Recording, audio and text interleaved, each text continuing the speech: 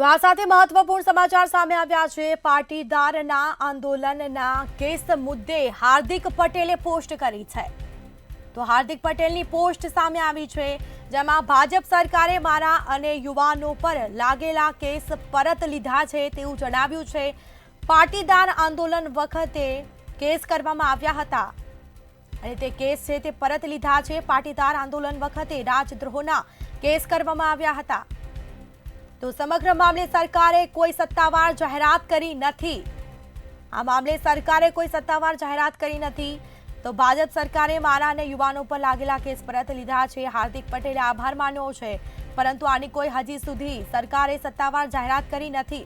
ભાજપ સરકારે મારા અને યુવાનો પર જે કેસ લગાવેલા હતા તે પરત લીધા છે। હાર્દિક પટેલે જણાવ્યું, પાટીદાર આંદોલન વખતે કેસ કરવામાં આવ્યા હતા। તો પાટીદાર આંદોલન વખતે રાજદ્રોહના કેસ કરવામાં આવ્યા હતા।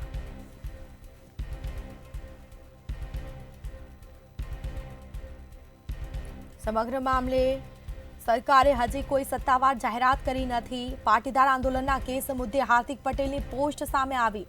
તેઓએ પોસ્ટ કરીને જણાવ્યું છે, ભાજપ સરકારે મારા અને યુવાનો પર લાગેલા કેસ પરત લીધા છે। પાટીદાર આંદોલન વખતે જે કેસો કરવામાં આવ્યા હતા તે પરત ખેંચવામાં આવ્યા છે। કેસ રાજદ્રોહ સહિતના જે કેસ દાખલ થયા હતા પાટીદાર આંદોલન વખતે, અને તે કેસ છે પરત લેવામાં આવ્યા છે, પરંતુ સમગ્ર મામલે સરકારે હજી સુધી કોઈ સત્તાવાર જાહેરાત કરી નથી। તો પાટીદાર આંદોલનના કેસ મુદ્દે હાર્દિક પટેલની પોસ્ટ।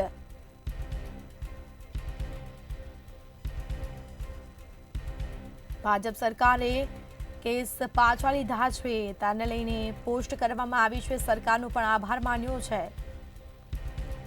તો સમગ્ર મામલે સરકારે કોઈ સત્તાવાર જાહેરાત કરી નથી। સરકાર દ્વારા આજે પાટીદાર અનામત આંદોલનના મુખ્ય ગંભીર કેસો મુખ્યમંત્રી દ્વારા ખેંચવામાં આવ્યા છે, જેમાં રાજદ્રોહ સહિતના કેસો પરત ખેંચાયા તે બદલ હું સરકારનો આભાર માનું છું। આ કેસો પૈકી અલ્પેશ કથિરિયા, હાર્દિક પટેલ, ચિરાગ દેસાઈ, વિપુલ દેસાઈ અને મારો આ કેસમાં સમાવેશ થયો છે। ઘણા ગંભીર કેસો 307 જેવી કલમના કેસો પણ મહેસાણા જિલ્લા અને કડી વિસ્તારના સહિતના ગુજરાતના 14 જેટલા કેસો ગઈકાલે મુખ્યમંત્રી દ્વારા પરત ખેંચવાનો નિર્ણય કરવામાં આવ્યો છે। તે બાબતે હું એમનો આભાર માનું છું। આ લડાઈમાં ગુજરાતના તમામ આંદોલનકારીઓ જોડાયા, એમનો પણ આ તકે હું આભાર માનું છું કે સત્યની જીત થઈ અને સત્યમેવ જયતે। તો આ સાથે પાટીદાર આંદોલન વખતે થયેલા કેસ પરત ખેંચવામાં આવ્યા છે અને તમામ કેસ પરત ખેંચ્યા હોવાનો દિનેશ બાંભણિયાએ પણ દાવો કર્યો છે। તો દિનેશ બાંભણિયાએ ટ્વીટ કરીને સીએમનો આભાર માન્યો છે। રાજદ્રોહ સહિતના કેસ પરત ખેંચવામાં આવ્યા છે તેનો આભાર માન્યો છે દિનેશ બાંભણિયાએ, જેમાં પાટીદાર આંદોલનના કેસ મુદ્દે હાર્દિક પટેલની પોસ્ટ પણ સામે આવી છે। ભાજપ સરકારે મારા અને યુવાનો પર લાગેલા કેસ પરત લીધા તેવું જણાવ્યું છે। સંવાદદાતા રાબિયા સાલે લાઈવ જોડાઈ ચૂક્યા છે। જી, પાટીદાર આંદોલનના કેસ મુદ્દે હાર્દિક પટેલની પણ પોસ્ટ સામે આવી હતી, દિનેશ બાંભણિયાની પોસ્ટ સામે આવી છે। સરકારનો આભાર વ્યક્ત કર્યો છે, શું છે વિગત? જોવા જઈએ તો સરકાર દ્વારા કોઈ સત્તાવાર જાહેરાત તો નથી કરાઈ, પરંતુ હાર્દિક પટેલે પણ સરકારનો આભાર વ્યક્ત કર્યો છે। જે કેસો પાછા ખેંચવામાં આવ્યા છે, જે કેસોને લઈને જે પાટીદારોની અંદર જે રોષ હતો, જે આક્રોશ હતો, એક મોટું આંદોલન જે છેડવામાં આવ્યું હતું પાટીદારો દ્વારા, એ બાદ જે છે આ કેસો થયા હતા, સરકારી માલ સામાનને પણ નુકસાન પહોંચાડવામાં આવ્યું હતું, ત્યારે રાજદ્રોહથી લઈને અનેક કેસો જે છે પાટીદારના જે યુવાનો છે એમની પર થયા હતા, પરંતુ હવે આ કેસો પરત ખેંચવાનો દાવો જે કરવામાં આવી રહ્યો છે, જેને લઈને આભાર પણ વ્યક્ત કરવામાં આવ્યો છે। પાટીદારોની ઉપર થયેલા જે કેસો છે એ પરત ખેંચવામાં આવ્યા છે, ત્યારે ખાસ કરીને જે આંદોલન વખત જે કેસ થયા હતા એ પરત ખેંચવા છે, તમામ કેસ પરત